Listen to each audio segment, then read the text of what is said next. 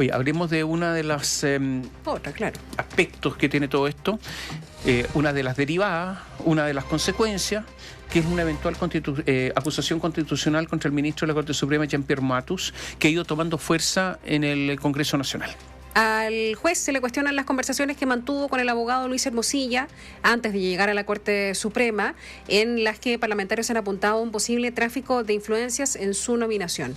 El jurista señaló que conversó con senadores de la Comisión de Constitución previo a su nombramiento, entre ellos el actual ministro Álvaro Elizalde, quien reconoció haber dialogado con el abogado respecto de su designación por parte del presidente Sebastián Piñera. Néstor Aburto, muy buenos días. Hola, Néstor. ¿Cómo están? Muy buenos días. Claro, porque el ministro de la Corte Suprema, Jean-Pierre Matus, volvió a referirse a la controversia que ha surgido en torno a sus vínculos con el abogado Luis Hermosilla y el ex ministro del Interior, Andrés Chadwick. Matus ha insistido en algunas entrevistas en que su relación con Hermosilla fue meramente profesional, afirmando que no tiene vínculos cercanos con él, relación que es homologable a sus relaciones laborales con otros abogados de la plaza que pedían informes al jurista a raíz de sus libros que escribía, que incluso hay muchas sentencias que citan al profesor Jean-Pierre Matus, y en su calidad de docente sobre distintos temas, principalmente en derecho en materia penal. También ha señalado que la asesoría a Andrés Chadwick en medio de la acusación constitucional cuando era ministro también fue una intervención a nivel netamente profesional. Bajo ese contexto, reveló que realizó informes en derecho, una asesoría jurídica, la cual cobró 14 millones de pesos, como también hizo el contacto con un profesor alemán que a su vez hizo un informe en derecho, el cual Hermosilla tuvo para presentar durante esta acusación constitucional. Lo que todo indica Matus y muchos no sabían es que esos informes, esa plata venía o fue pagada por los hermanos Sauer a través de una cuenta en el extranjero. A pesar de las explicaciones que ha dado Jean-Pierre Matus, que partieron luego que CIPER indicara el 23 de marzo que habían chat de Hermosillas, conversaciones de este abogado que revelaban su influencia en nombramiento de ministros del Poder Judicial, dando a entender de que había participado en la nominación de Jean-Pierre Matus. Sin embargo, al 28 de agosto no se conoce ningún mensaje que esté relacionado con esa información que entregó CIPER en marzo pasado.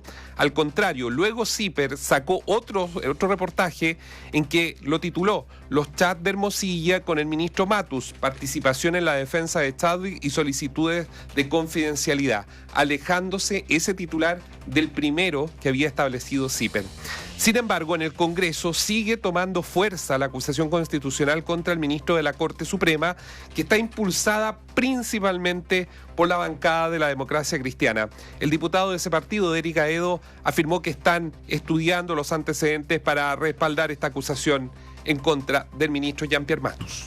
Él ocupó influencias para llegar a la Corte Suprema. Él no fue capaz de declarar dentro de las personas con las que tenía inhabilidades ni a Hermosilla ni a Chadwick. Y llamó a ambas personas, y en especial a Hermosilla, para terminar siendo nombrado como ministro de la Corte Suprema para influir en el Congreso Nacional. Eso me parece francamente inmoral. La posibilidad de concretar la acción contra el ministro de la Corte Suprema con el correr de los días ha sumado, como lo decían ustedes, el respaldo de parlamentarios de distintos sectores. De ejemplo es que ayer el jefe de la bancada del Frente Amplio, Jaime Sáez, no descartó sumarse. En la oposición, el jefe de la bancada del Partido Republicano, Stefan Schubert, también no descartó entregar el apoyo a esta acusación. Eso sí, condicionó esa decisión a la resolución que debe tomar el propio máximo tribunal. Si esos mecanismos no operan, si el mismo ministro, una vez que se reconozca que efectivamente ha mentido en cosas tan importantes como las que ustedes señalan, y él no renuncia y los mecanismos no operan, bueno, está la opción de las distintas herramientas que establece la Constitución, y nosotros siempre estamos abiertos a usar las herramientas en caso que sea necesario. Quienes se han alineado con Jean-Pierre Matus es la UDI, la Unión Demócrata Independiente. De hecho, el diputado de ese partido, Jorge Alessandri, afirmó que en este caso no existen fundamentos para una acusación constitucional. Nosotros podemos revisar la forma de los nombramientos, podemos mejorarla, podemos decidir si queremos abogados integrantes o no, si debieran ser todos de carrera, pero creo que no hay fundamento para la acusación constitucional en este caso. Matus ha reconocido, ¿qué es lo que ha dicho? Sí, yo hablé con Hermosilla sobre este tema, pero nunca se conversó ni hay mensajes sobre buscar apoyos para convertirme en ministro de la Corte Suprema. Recordemos que él entró por los cupos que hay de los abogados que litigan, que forman parte de la plaza. Matus ha reconocido esto. Dijo, eso sí, que él conversó para explicar algunos puntos con 2 senadores del Partido Socialista, Álvaro Elizalde, y el senador PPD, Pedro Araya. Ayer este último se le preguntó sobre los diálogos con Matus al momento en que el presidente, en ese entonces Sebastián Piñera, tenía que hacer esta nominación. Esto es lo que dijo Pedro Araya. Exactamente, cosas procedimentales, no conversamos respecto de apoyo. Él no me pidió apoyo diciendo a mí, mira, tal cosa, porque él sabía personalmente que yo lo conocía por la academia, y en esto reitero, él ha venido en muchas ocasiones a la Comisión de Constitución antes de que lo nominaran en la Corte Suprema, e incluso probablemente dentro de su periodo de nominación asistió a la Comisión a hacer propuestas respecto de distintos proyectos de ley, porque él era uno de los profesores habituales que consultaba a la Comisión de Constitución. En eso Pedro Araya tiene razón. La mayoría de las intervenciones que se hicieron previo a la nominación de Jean-Pierre Matus estuvieron ligadas a consejos o explicaciones que entregaba como una especie de asesoramiento a la Comisión de Constitución sobre distintas materias que hubo en debate, particularmente, por ejemplo, durante la administración de Michelle Bachelet II, donde, recuerden ustedes que hubo varios proyectos de orden constitucional que formaron parte de esos debates. Álvaro Elizalde, en la misma línea que lo que dijo Pedro Araya, aseguró que hubo conversaciones de carácter académico y que en ningún caso se podría hablar de tráfico de influencias. El ministro de Justicia, Luis Cordero, quien planteó que se trató de reuniones transparentes y sobre todo en temas específicos, entregó algunos detalles en qué consistieron esas reuniones entre Matus con senadores. Lo relevante es si fueron reuniones transparentes, que nosotros entendemos que así fueron, y sobre un tema específico que estaba vinculado a las objeciones que él estaba recibiendo. Entendemos que no hay intermediarios en esas conversaciones, que es uno de los aspectos complicados en los nombramientos previos. ¿Y qué pasa con el caso Sergio Muñoz? Esa es una pregunta que ronda, porque acá toda la responsabilidad o el debate se está fijando en un abogado de ejercicio libre que llega a ser ministro de la Corte Suprema, y sus cuestionamientos están justamente previo a que él sea designado como integrante. Pero la pregunta es ¿por qué los parlamentarios no fueron contra Sergio Muñoz?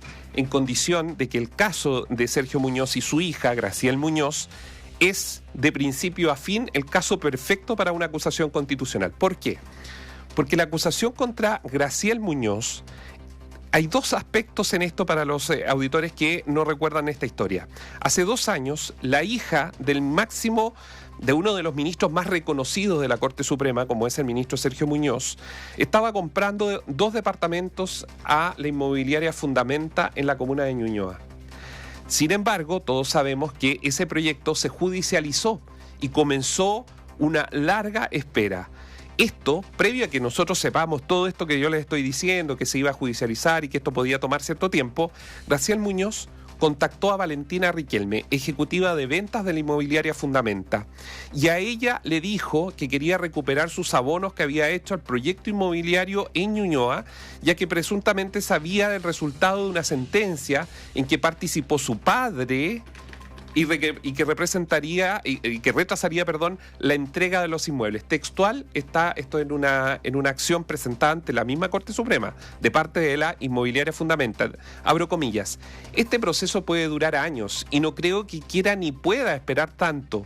Y te lo digo con conocimiento, no porque yo sea abogada, sino porque mi papá es el que ve todos estos temas, ya que participa en la Corte Suprema. Pidiendo que le devuelvan la plata con información privilegiada, adelantando un acuerdo que había en ese momento de la Corte y que no se conocía, lo cual es un delito.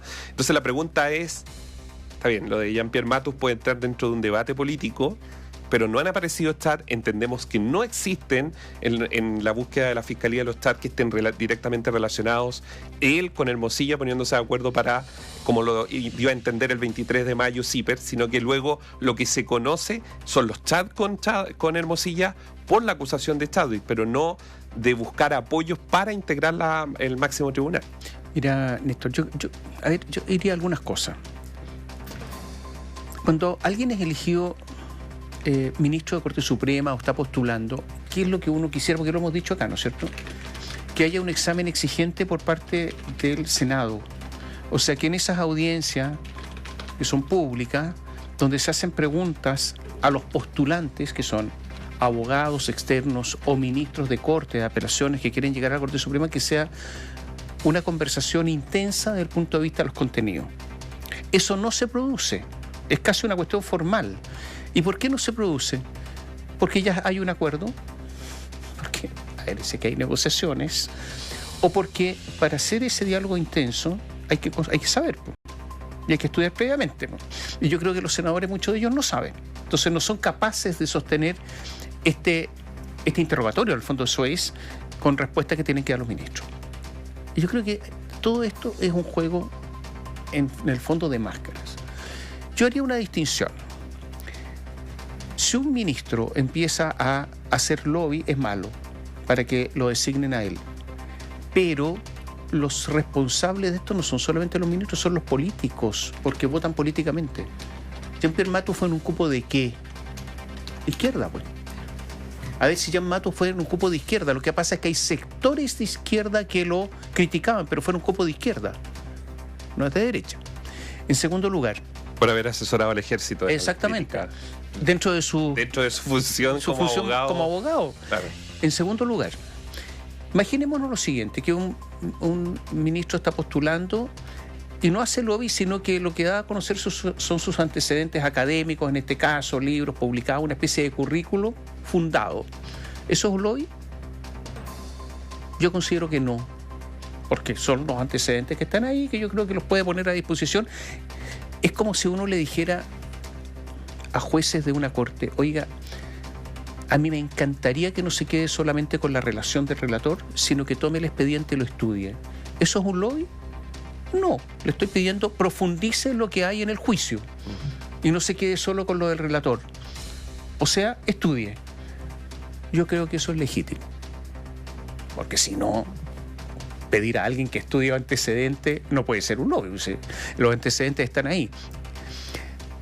Y esta yo creo que es la frontera. Ahí está. Pero, dicho esto,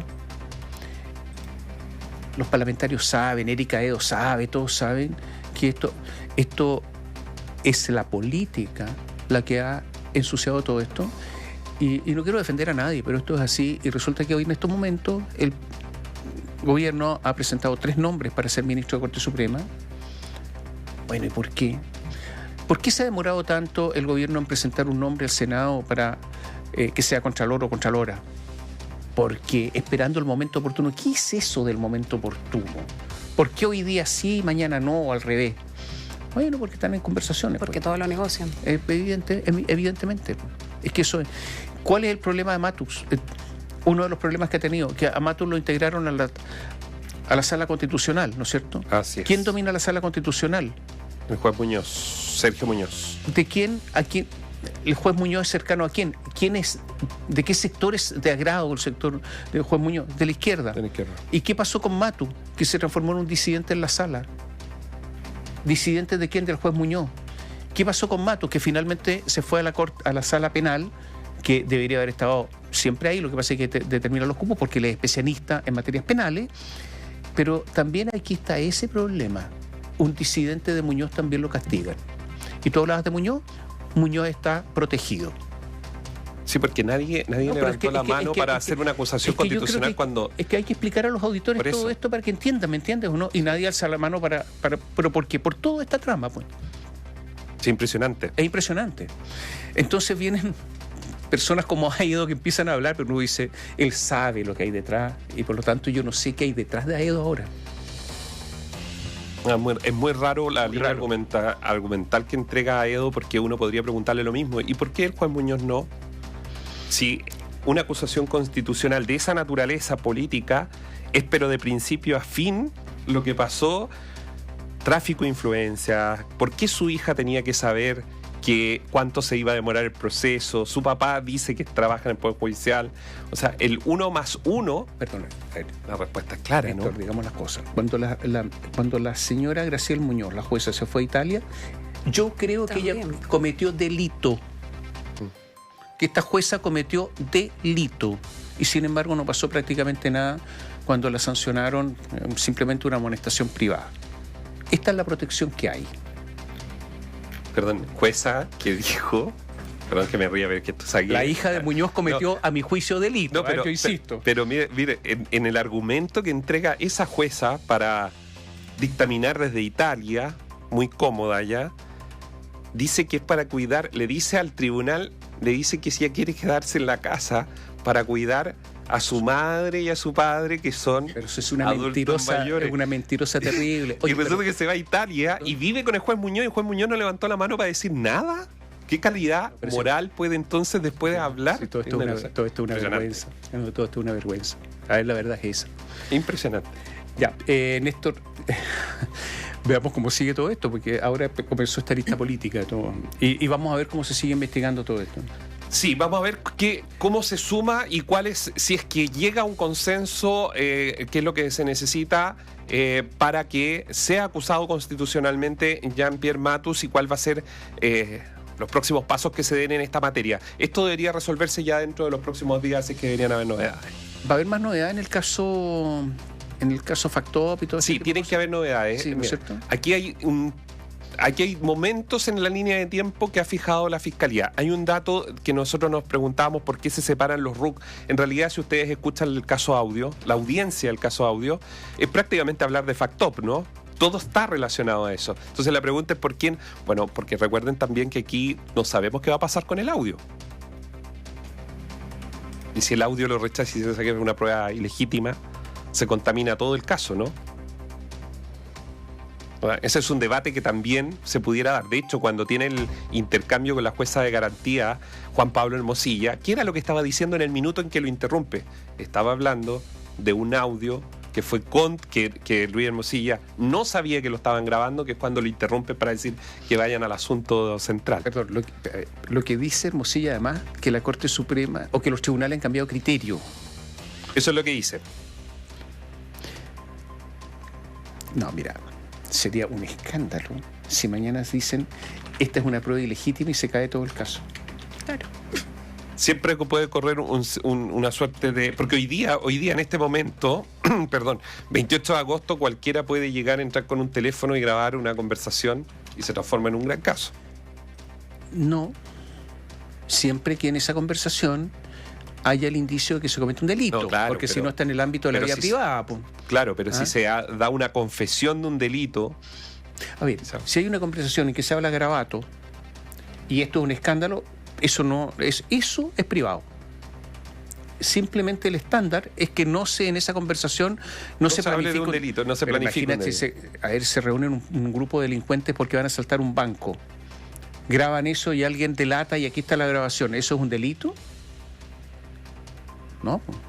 No, porque es una prueba. No, pues si están planificando el atentado. A ver, si colocan un teléfono, Néstor, entre los que atentaron contra las Torres Gemelas y después lo van a conocer, ¿es una conversación privada? No, pues. No, por supuesto que no. Por eso te digo, no. Lo que pasa es que hay que tener cuidado cuando se planifican los delitos. Dejémoslo así. Pero lo que debería ocurrir es, en el timing, en el caso de la lista Factop, en el caso audio, hay que ver dónde va a entrar el caso Jalaf del Grupo Patio. Eso va a ser muy importante para poder evidenciar si esto va a ir al caso audio. Tú indicas que debería ir en Factop o se abre una lista diferente por los alcances que puede tener en este caso con el Grupo Patio. Ya. Y hay que explicar, Andrés Chadwick va a tener que explicar la plata que se le entregó, porque va a ser indagado por eso, y además cuál fue el acuerdo para que Luis Hermosilla se encargue de pagar los estudios, tanto lo de Matus como el profesor alemán, que se necesitaron o se requirieron para su defensa ante la acusación constitucional. ¿Se emitió boletas por eso? Claro, pero el acuerdo también del por qué. No, el por qué, el origen. La boleta por el tema tributario, porque aunque sepa que... Pero ese es otro aspecto. Y si es que sabía el origen es muy complicado. No, ahí se complica todo. Y ver qué es lo que va a pasar también con los compañeros de colegio, que le deben 5.000 millones a Daniel Sauer. O sea, esta teleserie tiene todavía varios episodios por escribir. Gracias, Néstor. Buen día. Chao, Néstor.